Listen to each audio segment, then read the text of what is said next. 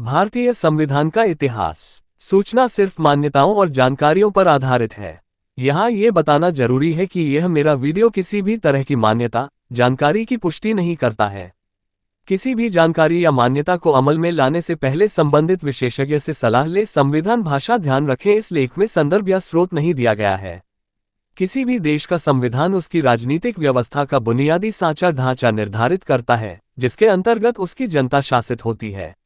ये राज्य की विधायिका, कार्यपालिका और न्यायपालिका जैसे प्रमुख अंगों की स्थापना करता है, उसकी शक्तियों की व्याख्या करता है, उनके दायित्वों का सीमांकन करता है और उनके पारस्परिक तथा जनता के साथ संबंधों का विनियमन करता है। इस प्रकार किसी देश के संविधान को उसकी ऐसी आधार विधि कानून कहा जा सकता है, जो उसकी राजव्यवस्था के मूल सिद्धांतों को निर्धारित करती है। वस्तुतः प्रत्येक संविधान उसके संस्थापकों एवं निर्माताओं के आदर्शों, सपनों तथा मूल्यों का दर्पण होता है। वह जनता की विशिष्ट सामाजिक, राजनीतिक और आर्थिक प्रकृति, आस्था एवं आकांक्षाओं पर आधारित होता है।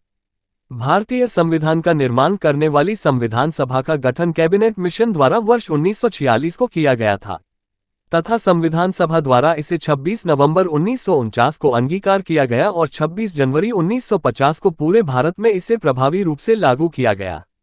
जब इसे लागू किया गया था, उस वक्त इसमें 22 भाग, 395 अनुच्छेद और 8 अनुसूचियां थी, जिसमें वर्तमान में 25 भाग, 484 अनुच्छेद, 12 अनुसूचियां हैं।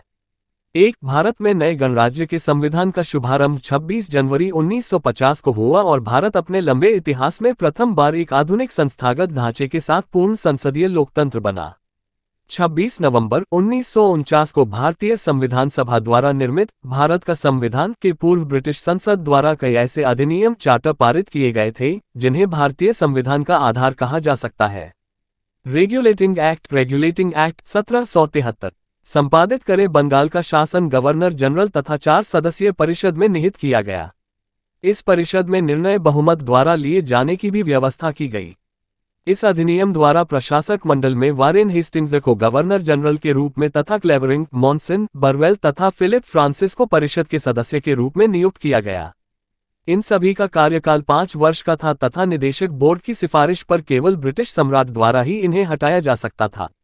एक मद्रास तथा बंबई के प्रेसिडेंसियों को बंगाल प्रेसिडेंसी के अधीन कर दिया गया तथा बंगाल के गवर्नर जनरल को तीनों प्रेसिडेंसियों का गवर्नर जनरल बना दिया गया।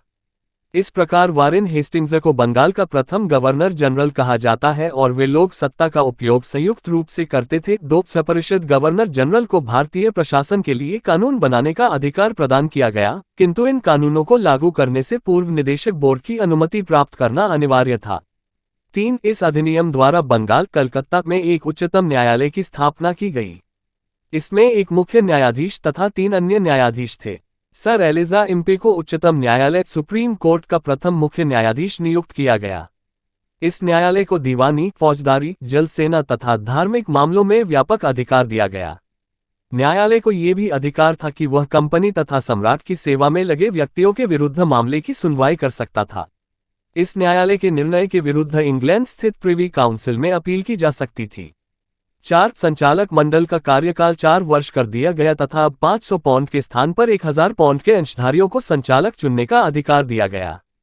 इस प्रकार 1773 के एक्ट के द्वारा भारत में कंपनी के कार्यों में ब्रिटिश संसद का हस्तक्षेप व नियंत्रण प्रारंभ हुआ तथा कंपनी के शासन के लिए पहली बार एक लिखित संविधान प्रस्तुत किया गया। 1781 का संशोधित अधिनियम संपादित करें। इस अधिनियम के द्वारा कलकत्ता की सरकार को बंगाल, बिहार और उड़ीसा के लिए भी विधि बनाने का अधिकार प्रदान किया गया। इस अधिनियम द्वारा सर्वोच्च न्यायालय पर यह रोक लगा दी गई कि वह कंपनी के कर्मचारियों के विरुद्ध कार्यवाही नहीं कर सकता, जो उन्होंने एक सरकारी अधिकारी की हैसियत से किया हो। 2 कानून बनाने तथा उसका क्रियान्वयन करते समय भारतीयों के सामाजिक तथा धार्मिक रीति रिवाजों का सम्मान करने का भी निर्देश दिया गया। पिट्स इंडिया अधिनियम पिट्स इंडिया एक्ट 1784 संपादित करें। इस अधिनियम को कंपनी पर आधिकारिक नियंत्रण स्थापित करने तथा भारत में कंपनी की गिरती साख को बचाने के उद्देश्य से पारित किया गया। भारत में गवर्नर जनरल की परिषद की संख्या 4 से कम करके 3 कर दी गई। इस परिषद को युद्ध, संधि, राजस्व, सैन्य शक्ति, देशी रियासतों आदि के अधीक्षण की शक्ति प्रदान की गई। 2 कंपनी के भारतीय अधिकृत प्रदेशों को पहली बार ब्रिटिश अधिकृत प्रदेश कहा गया। 3 गवर्नर जनरल को देशी राजाओं से युद्ध तथा संधि से पूर्व कंपनी के संचालकों से स्वीकृति लेना आवश्यक कर दिया गया। 4 इंग्लैंड में 6 आयुक्तों कमिश्नरों के एक नियंत्रक बोर्ड की स्थापना की गई, जिसे भारत में अंग्रेजी अधिकृत क्षेत्र पर पूरा अधिकार दिया गया। इसे बोर्ड ऑफ कंट्रोल के नाम से जाना गया। इसके सदस्यों की नियुक्ति सम्राट द्वारा की जाती थी।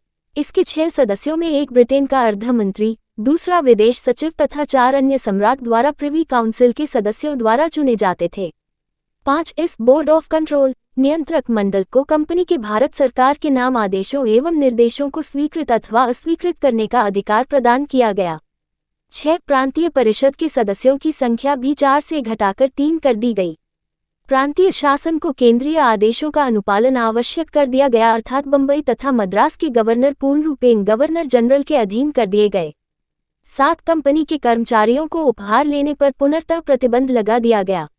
8 भारत में नियुक्त अंग्रेज अधिकारियों के मामलों में सुनवाई के लिए इंग्लैंड में एक कोर्ट की स्थापना की गई।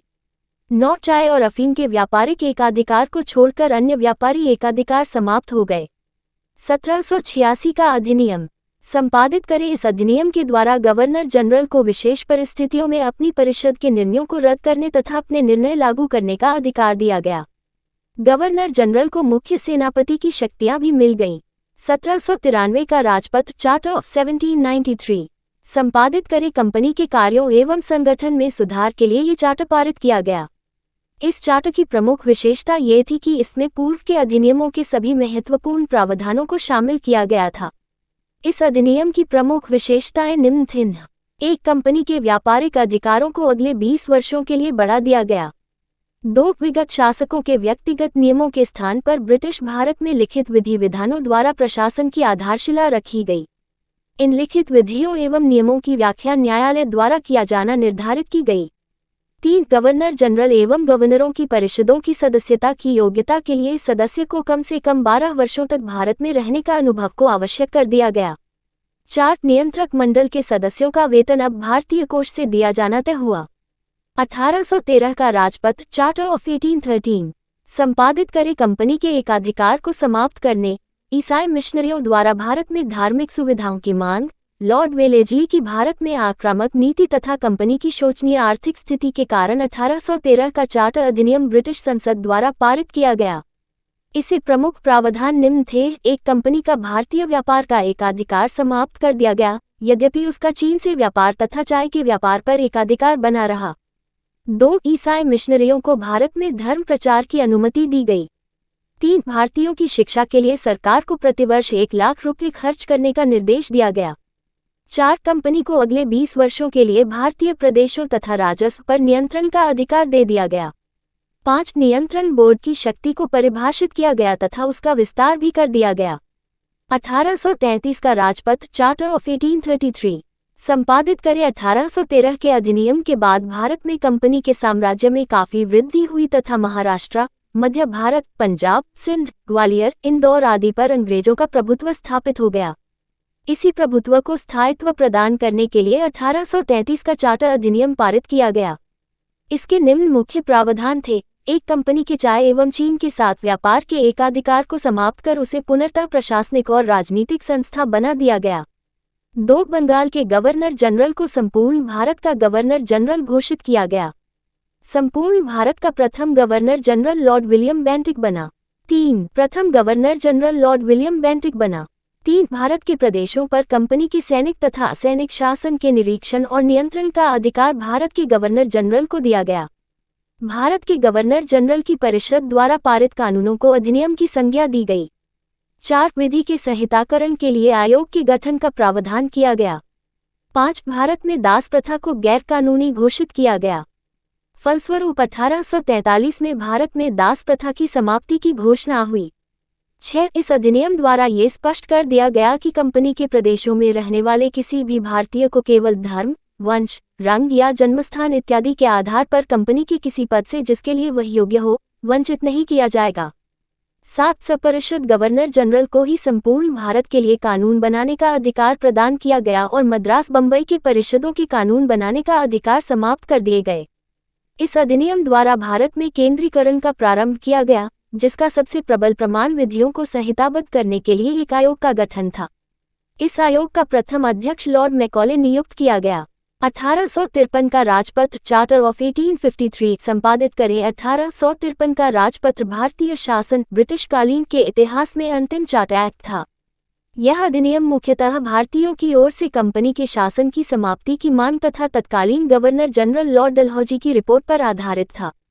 इसकी प्रमुख विशेषताएं निम्न थीं। 1. ब्रिटिश संसद को किसी भी समय कंपनी के भारतीय शासन को समाप्त करने का अधिकार प्रदान किया गया। 2. कार्यकारिणी परिषद के कानून सदस्य को परिषद का पूर्ण सदस्य का दर्जा प्रदान किया गया। 3. बंगाल के लिए पृथक गवर्नर की नियुक्ति की व्यवस्था की गई। 4. गवर्नर जनरल को अपनी परिषद के उपाध्यक्ष की नियुक्ति का अधिकार दिया गया।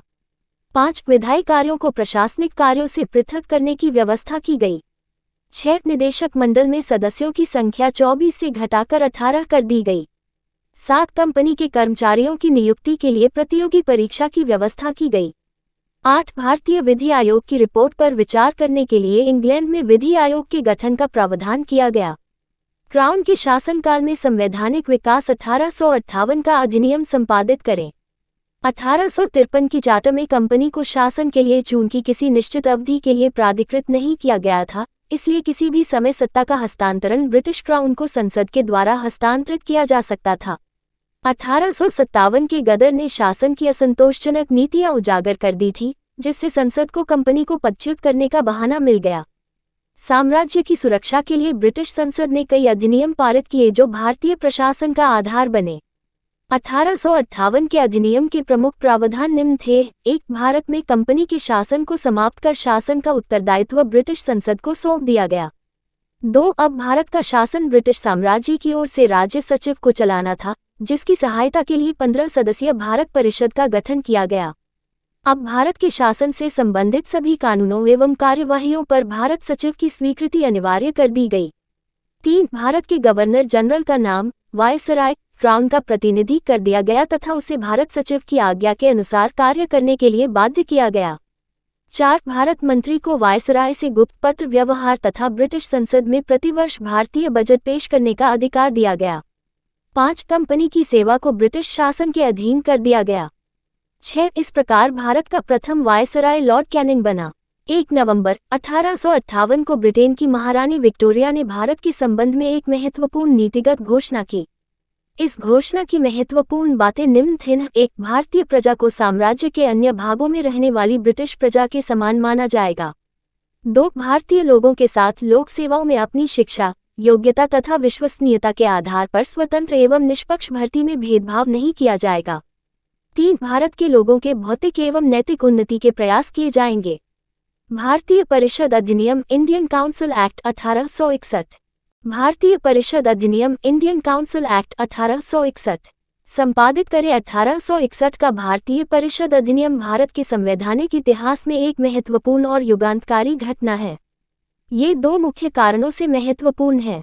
एक तो ये कि इसने गवर्नर जनरल को अपनी विस्तारित परिषद में भारतीय जनता के प्रतिनिधियों को नामजद करके उन्हें विधायी कार्य से संबद्ध करने का अधिकार दिया। दूसरा ये कि इसने गवर्नर जनरल की परिषद की विधायी शक्तियों का विकेंद्रीकरण कर दिया, अर्थात बंबई और मद्रास की सरकारों को भी विधायी शक्ति प्रदान की गई। इस अधिनियम की अन्य महत्वपूर्ण बातें निम्न थीं। 1. गवर्नर जनरल की विधान परिषद की संख्या में वृद्धि की गई। अब इस परिषद में कम से कम 6 तथा अधिकतम 12 सदस्य हो सकते थे। उनमें कम से कम आधे सदस्यों का गैर सरकारी होना जरूरी था। 2. गवर्नर जनरल को विधायी कार्यों हेतु नए प्रांत के निर्माण का तथा नवनिर्मित प्रांत में गवर्नर या लेफ्टिनेंट गवर्नर को नियुक्त करने का अधिकार दिया गया। 3. गवर्नर जनरल को अध्यादेश जारी करने का अधिकार दिया गया। 1865 के अधिनियम के द्वारा गवर्नर जनरल को प्रेसिडेंसियों तथा प्रांतों की सीमाओं को उद्घोषणा द्वारा नियत करने तथा उनमें परिवर्तन करने का अधिकार दिया गया। इसी तरह 1869 के अधिनियम के द्वारा गवर्नर जनरल को विदेश में रहने वाले भारतीयों के संबंध में कानून बनाने का अधिकार दिया गया। 1873 का अधिनियम 1873 के अधिनियम के द्वारा ईस्ट इंडिया कंपनी को किसी भी समय भंग करने का प्रावधान किया गया। इसी के अनुसरण में 1 जनवरी 1874 को ईस्ट इंडिया कंपनी को भंग कर दिया गया। शाही उपाधि अधिनियम 1876 संपादित करें। इस अधिनियम के अंतर्गत निम्न कार्य किए गए। 28 अप्रैल 1876 को एक घोषणा द्वारा महारानी विक्टोरिया को भारत की साम्राज्य घोषित किया गया। 2 औपचारिक रूप से भारत सरकार का ब्रिटिश सरकार को अंतरण मान्य किया गया। 3 वायसराय की कार्यकारिणी परिषद में 6ठे सदस्य की नियुक्ति की गई और लोक निर्माण का कार्य सौंपा गया। भारतीय परिषद अधिनियम 1892 संपादित करे 1861 के अंतर्गत गैर सरकारी सदस्य या तो बड़े जमींदार होते थे या अवकाश प्राप्त अधिकारी या भारत के राज परिवारों के सदस्य। प्रतिनिधित्व की आम आकांक्षा की पुष्टि इससे नहीं हुई। इसी बीच भारतीय राष्ट्रीय कांग्रेस द्वारा अधिक प्रतिनिधित्व की मांग की जाती रही। यूरोपीय व्यापारियों की ओर से भी भारत सरकार को इंग्लैंड में स्थित इंडिया ऑफिस से अधिक स्वतंत्रता की मांग की जाती रही। सर जॉर्ज चिज़नी की अध्यक्षता में एक कमेटी बनी जिसके सुझावों का समावेश 1892 के अधिनियम में किया गया। इस अधिनियम की प्रमुख बातें निम्न थीं। 1. इस अधिनियम के द्वारा केंद्रीय तथा प्रांतीय विधान परिषद में अतिरिक्त सदस्यों की संख्या बढ़ा दी गई और उनके निर्वाचन का भी विशेष उल्लेख किया गया। यद्यपि इसके द्वारा सीमित चुनाव की ही व्यवस्था हुई, लेकिन भारत के मुख्य सामाजिक वर्गों का प्रतिनिधित्व सुनिश्चित किया गया। 2. परिषद के अधिकारों में भी वृद्धि की गई। वार्षिक आय या बजट का ब्यौरा परिषद में प्रस्तुत करना आवश्यक हो गया। सदस्यों को कार्यपालिका के काम के बारे में प्रश्न पूछने का अधिकार दिया गया। यद्यपि इस अधिनियम द्वारा विधायिका के सदस्य के सीमित निर्वाचन की शुरुआत हुई, फिर भी इस अधिनियम में अनेक खामियां थीं जिनके कारण भारतीय राष्ट्रवादियों ने इस अधिनियम की बार बार आलोचना की। यह माना गया कि स्थानीय निकायों का चुनाव मंडल बनाना एक प्रकार से इनके द्वारा मनोनीत करना ही है। विधान मंडलों की शक्तियां भी काफी सीमित थीं। सदस्य अनुपूरक प्रश्न नहीं पूछ सकते थे। किसी प्रश्न का उत्तर देने से इनकार किया जा सकता था। इसके अलावा वर्गों का प्रतिनिधित्व भी पक्षपातपूर्ण था। भारतीय परिषद अधिनियम 1909 संपादित करे 1892 का अधिनियम 1909 संपादित करे 1892 का अधिनियम राष्ट्रवादियों को संतुष्ट नहीं कर सका था। साथ ही राष्ट्रीय आंदोलन पर उग्रवादी नेताओं का प्रभाव बढ़ता जा रहा था। सेक्रेटरी ऑफ स्टेट लॉर्ड माले तथा भारत में वायसराय लॉर्ड मिंटो दोनों ही सहमत थे कि कुछ सुधारों की आवश्यकता है। सर अरुणडेल कमेटी की रिपोर्ट के आधार पर फरवरी 1909 में नया अधिनियम पारित किया गया जिसे भारतीय परिषद अधिनियम 1909 और माले मिंटो सुधार के नाम से जाना गया। इस अधिनियम के प्रमुख प्रावधान निम्न थे। 1. इस अधिनियम के द्वारा केंद्रीय एवं प्रांतीय विधान परिषदों में निर्वाचित सदस्यों की संख्या में वृद्धि की गई। प्रांतीय विधान परिषदों में गैर सरकारी बहुमत स्थापित किया गया। 2. सभी निर्वाचित सदस्य अप्रत्यक्ष रूप से चुने जाते थे। स्थानीय निकायों से निर्वाचन परिषद का गठन होता था। ये प्रांतीय विधान परिषदों के सदस्यों का चुनाव करती थी। प्रांतीय विधान परिषद के सदस्य केंद्रीय व्यवस्थापिका के सदस्यों का चुनाव करते थे। 3. पहली बार पृथक निर्वाचन व्यवस्था का प्रारंभ किया गया। मुसलमानों को प्रतिनिधित्व में विशेष रियायत दी गई।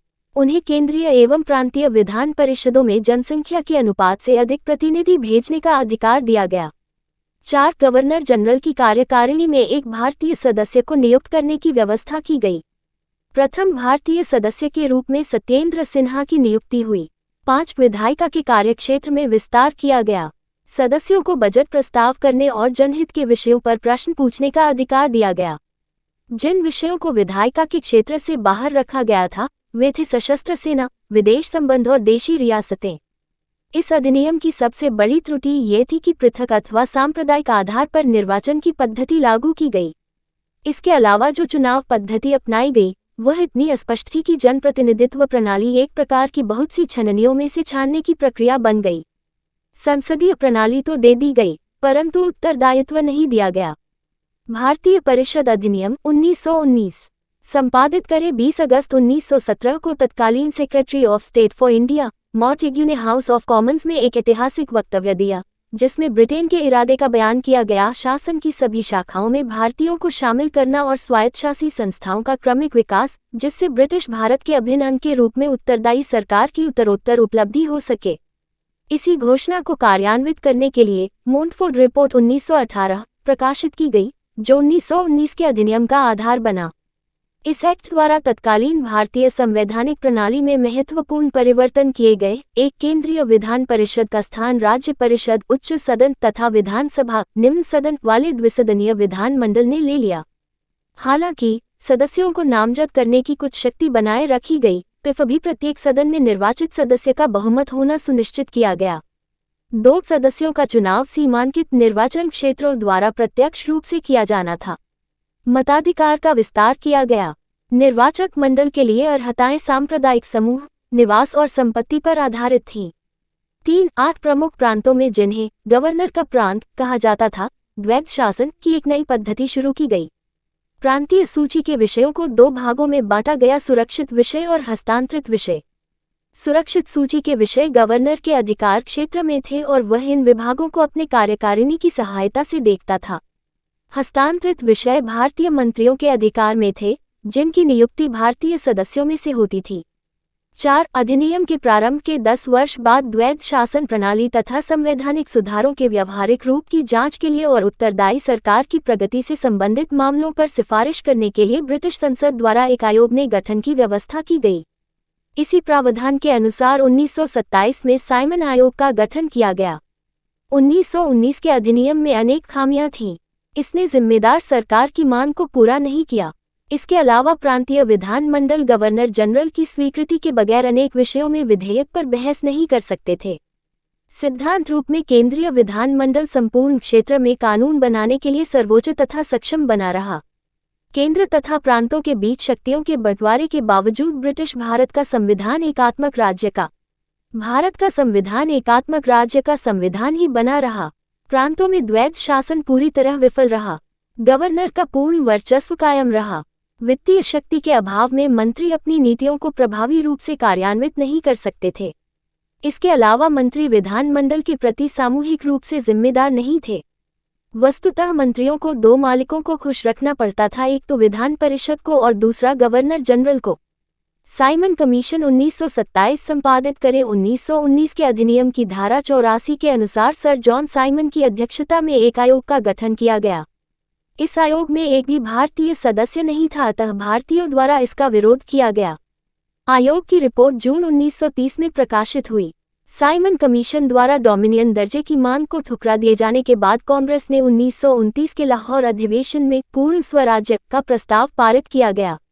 नेहरू रिपोर्ट संपादित करे कांग्रेस पार्टी ने सेक्रेटरी ऑफ स्टेट लॉर्ड वर्किनहेड की इस चुनौती को स्वीकार किया कि एक ऐसे संविधान की रचना की जाए जो भारत के हर दल को स्वीकार हो। इसके लिए 28 फरवरी 1928 को दिल्ली में एक सर्वदलीय सम्मेलन बुलाया गया। संविधान का प्रारूप बनाने के लिए पंडित मोतीलाल नेहरू की अध्यक्षता में 9 सदस्यों की एक समिति बनाई गई। इस समिति द्वारा प्रस्तुत प्रारूप को ही नेहरू रिपोर्ट के नाम से जाना जाता है। नेहरू रिपोर्ट लखनऊ के सर्वदलीय सम्मेलन में स्वीकार की गई, लेकिन दिसंबर 1928 में कलकत्ता के सर्वदलीय सम्मेलन में इस पर गंभीर आपत्ति उठाई गई। नेहरू रिपोर्ट के सांप्रदायिक समझौता में सभी समुदायों के संयुक्त निर्वाचक समूह का प्रस्ताव था। इस प्रस्ताव पर सबसे बड़ी आपत्ति मोहम्मद अली जिन्ना ने की। गोलमेज सम्मेलन 1930-1932 संपादित करे साइमन आयोग की रिपोर्ट के प्रकाशित होने के पहले ही लॉर्ड इरविन ने घोषणा की थी कि रिपोर्ट को गोलमेज सम्मेलन में विचार के लिए रखा जाएगा। पहला सम्मेलन 12 नवंबर 1930 को हुआ। ये सम्मेलन किसी निश्चित सहमति पर नहीं पहुंच सका। पहले सम्मेलन में कांग्रेस ने भाग नहीं लिया था। फरवरी 1931 के गांधी-इरविन समझौते के फलस्वरूप दूसरे गोलमेज सम्मेलन में कांग्रेस की तरफ से गांधी जी ने सम्मेलन में भाग लिया। श्रीमती सरोजिनी नायडू और पंडित मदन मोहन मालवीय ने ब्रिटिश सरकार के मनोनीत सदस्य के रूप में भाग लिया। दूसरे समुदायों के प्रतिनिधियों को भी आमंत्रित किया गया। इस सम्मेलन के बाद ही सांप्रदायिक अधिनियम, कम्युनल अवार्ड और पूना समझौता का आविर्भाव हुआ, जिनके द्वारा धार्मिक समूहों और हिंदुओं के विभिन्न वर्ण समूहों को विशेष प्रतिनिधित्व दिया गया। कांग्रेस और अन्य राष्ट्रीय समूहों ने इन प्रावधानों का जमकर विरोध किया। तीसरा और अंतिम गोलमेज सम्मेलन नवंबर 1932 में हुआ। एक श्वेत पत्र जारी किया गया, जिस पर ब्रिटेन की संसद की संयुक्त प्रवर समिति ने विचार किया। इसके सुझावों के आधार पर भारत सरकार अधिनियम 1935 बनाया गया। भारत सरकार अधिनियम 1935 संपादित करें। 1935 के भारत सरकार अधिनियम में 321 अनुच्छेद तथा 10 अनुसूचियां थीं। इस अधिनियम के प्रमुख प्रावधान निम्न थे। 1. इस अधिनियम द्वारा अखिल भारतीय संघ का प्रावधान किया गया, जिसमें ब्रिटिश प्रांतों का शामिल होना अनिवार्य था, किंतु देशी रियासतों का शामिल होना नरेशों की इच्छा पर निर्भर था। 2. संघ तथा केंद्र के बीच शक्तियों का विभाजन किया गया। विभिन्न विषयों की 3 सूचियां बनाई गई: संघीय सूची, प्रांतीय सूची तथा समवर्ती सूची। 31919 के अधिनियम द्वारा जो द्वैध शासन प्रांतों में लागू किया गया था, उसे केंद्र में लागू किया गया। केंद्रीय सरकार के विषयों को दो भागों में विभाजित किया गया, संरक्षित विषय और हस्तांतरित विषय। संरक्षित विषय गवर्नर जनरल के अधिकार क्षेत्र में था, जबकि हस्तांतरित विषयों का शासन मंत्रिपरिषद को सौंपा गया। 4 केंद्र में द्विसदनात्मक विधायिका की स्थापना की गई, राज्य परिषद, उच्च सदन तथा केंद्रीय विधानसभा, निम्न सदन। 5 प्रांतों में द्वैध शासन को समाप्त कर प्रांतीय स्वायत्तता के सिद्धांत को स्वीकार किया गया। 6 प्रांतीय विधायिका को प्रांतीय सूची तथा समवर्ती सूची पर कानून बनाने का अधिकार दिया गया। 7 प्रांतीय विधानमंडल को अनेक शक्तियां दी गई। मंत्रिपरिषद को विधानमंडल के प्रति जिम्मेदार बना दिया गया और वही का विश्वास प्रस्ताव पारित कर उसे पदच्युत कर सकता था। विधानमंडल प्रश्नों तथा अनुपूरक प्रश्नों के माध्यम से प्रशासन पर कुछ नियंत्रण रख सकता था। 8 इस अधिनियम के अधीन बर्मा को भारत से अलग कर दिया गया और उड़ीसा तथा सिंध नाम से 2 नए प्रांत बना दिए गए। 9 इस अधिनियम द्वारा एक संघीय बैंक और एक संघीय न्यायालय की स्थापना का भी प्रावधान किया गया। भारतीय स्वतंत्रता अधिनियम 1947 संपादित करें। मुख्य लेख। भारतीय स्वतंत्रता अधिनियम 1947 माउंटबेटन योजना के आधार पर ब्रिटिश संसद द्वारा पारित भारतीय स्वतंत्रता अधिनियम 1947 के प्रमुख प्रावधान निम्न थे। 1 भारत तथा पाकिस्तान नामक 2 डोमिनियनों की स्थापना के लिए 15 अगस्त 1947 की तारीख निश्चित की गई। 2 इसमें भारत का क्षेत्रीय विभाजन भारत तथा पाकिस्तान के रूप में करने तथा बंगाल एवं पंजाब में 2 प्रांत बनाने का प्रस्ताव किया गया।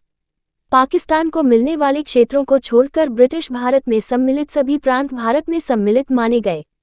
3 पूर्वी बंगाल, पश्चिमी बंगाल और असम के सिलहट जिले को पाकिस्तान में सम्मिलित किया जाना था। 4 भारत में महामहिम की सरकार, हिज मैजेस्टीज गवर्नमेंट का उत्तरदायित्व तथा भारतीय रियासतों पर महामहिम का अधिराजत्व 15 अगस्त 1947 को समाप्त हो जाएगा। 5 भारतीय रियासतें इन दोनों में से किसी में शामिल हो सकती थीं।